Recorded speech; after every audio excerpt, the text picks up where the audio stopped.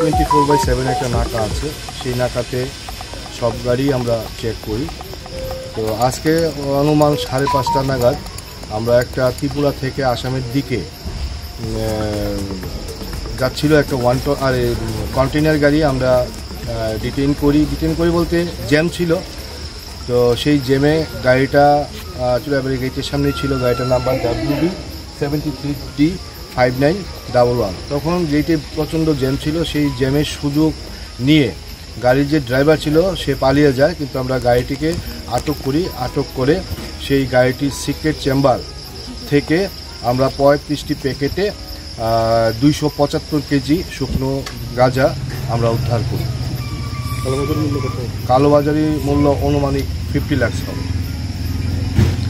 ড্রাইভারটা পালিয়ে গেছে, তো এটা তদন্ত সাপেক্ষ। আমরা চেষ্টা করছি কোত্থেকে এসছিল বা কোথায় যাবে। তো গাড়িটাতে যেহেতু ড্রাইভারকে আমরা ধরতে পারিনি, পালিয়ে গেছে জ্যামের জ্যামটাকে করে, তো এই মুহূর্তে আমরা বলতে পারছি না, কিন্তু এটা তদন্ত সাপেক্ষ। তদন্ত করে আমরা বলে দেব পরবর্তী সময়ে গাড়িটা কোত্থেকে এসেছিল এবং তার গন্তব্যস্থল কোথায়। আপনারা দেখতে পাচ্ছেন সেই গাড়িটার উপরে একটা সিক্রেট চেম্বার ছিল, সেটাকে আমরা কেটে তার ভেতর থেকে গাঁজাগুলি উদ্ধার করি।